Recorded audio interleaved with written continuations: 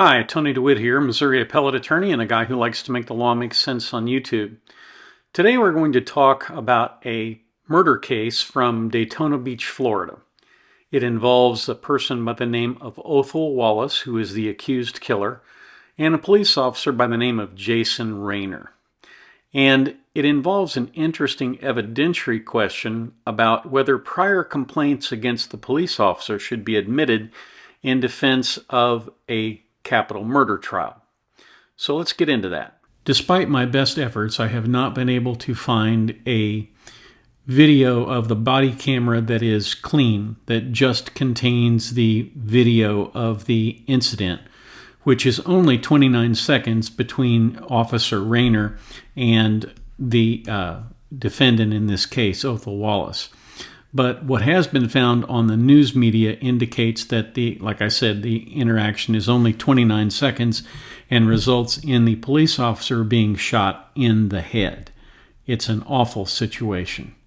So back in 2021, there was a police officer, Jason Rayner, in Daytona Beach, Florida, who was investigating the possibility that a stolen car had been dumped in an area of town where that was sort of common.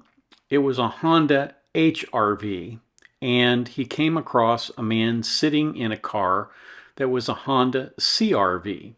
Two different cars, but an easy mistake to make. So he walked up to the car and he asked the person in it what he was doing, and eventually asked him to get out. And when he got out of the car, he pushed the officer. They got into a fight. He kept saying, "Stop, stop, man." And the individual pulled a gun and shot the officer in the head. The officer died 55 days later.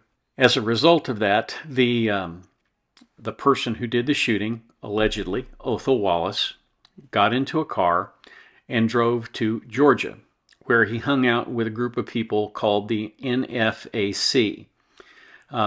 You can look that up if you're interested in what that acronym stands for. It is sometimes referred to as an extremist group. At least it was referred to that way by the Atlanta Journal-Constitution.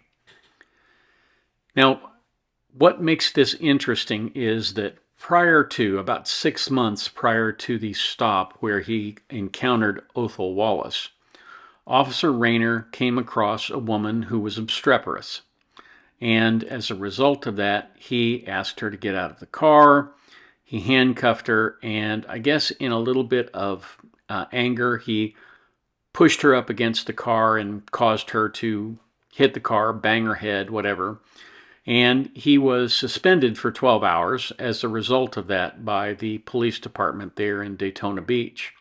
Whether that should be relevant or not in the criminal case is really a question of how did that relate, if at all, to the events that occurred on this night. Now, the allegation was that the stop against the woman, was also made without probable cause. Now, unfortunately, that sort of breaks down because, as I mentioned earlier, this stop, the one with Othel Wallace, definitely had probable cause. He was looking for a stolen vehicle. Now, he might have been mistaken about the type of vehicle, but he was acting on reasonable suspicion. Someone was sitting in an area of town doing something that wasn't usual at a time of night when he wouldn't ordinarily have been doing something there. The question about whether the original stop, the stop 6 months earlier, had been without probable cause is resolved by the fact that the woman entered into a diversion agreement and charges of possession of marijuana were dropped against her.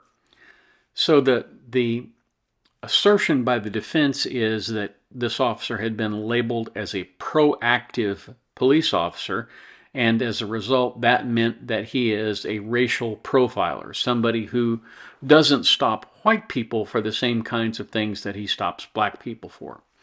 Now, whether he did that or not, I don't know, but the evidence is not backed up by this assertion from the prior stop. Relevance is defined as the tendency to make any fact at issue in a case more likely or less likely than it would be without the evidence. So, according to the defense counsel, and I will read specifically what they say, the state of mind of Mr. Wallace is everything here. There's really no dispute about the manner in which this death was caused or how it was caused. The issue is whether Othel Wallace was reacting to a perceived threat and felt as though he needed to do what he did to defend himself out of self-preservation. So in essence, what he is arguing here is self-defense.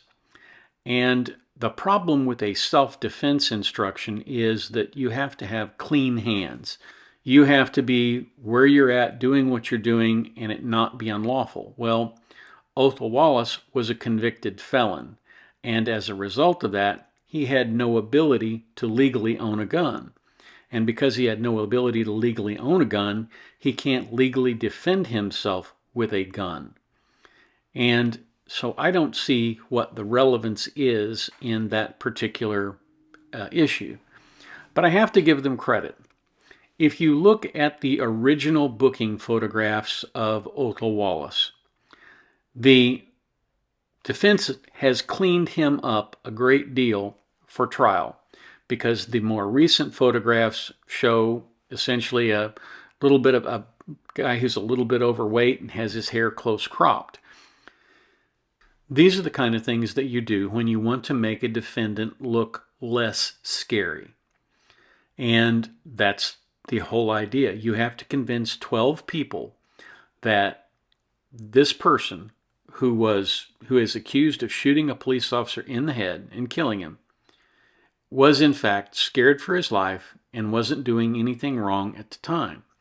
Well, given the way he looked at the time of his arrest, and also a number of statements that he made on video after he had shot the police officer, including saying things about the pigs and that sort of thing, lead me to believe that he had a very strong dislike for police officers. Again, the issue is relevance. The prior statements by the defendant about his view on police officers and what should happen to them, which are sort of inappropriate for me to talk about on here, his view of that is important and relevant because it shows a predisposition in his mind to attack police. But the evidence of the prior stop and the fact that he was disciplined, and it is not recorded whether he was disciplined for an inappropriate stop or for an excessive use of force against the young woman, and I suspect it was the latter. That has not been determined, and it wasn't argued in this motion. Also, in my mind, it's important to note that in order for this to be relevant, then Othel Wallace would have to know the officer, would have to know that he'd been involved in this disciplinary incident, and supposedly had this predisposition to racial profiling and excessive violence.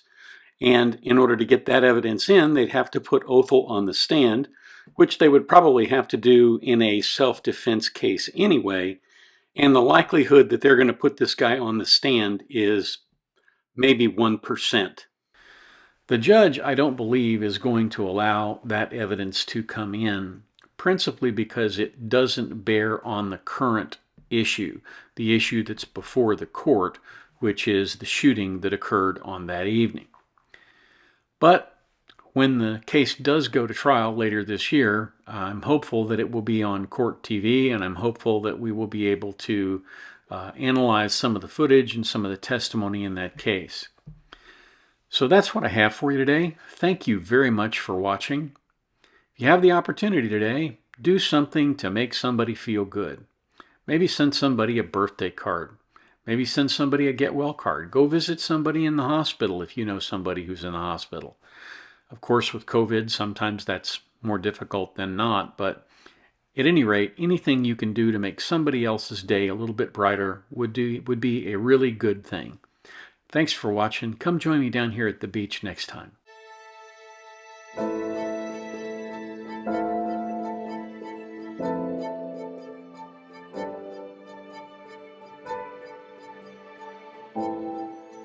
If If you like this video, here are a few others you might try, and don't forget to subscribe. Have a terrific day, guys.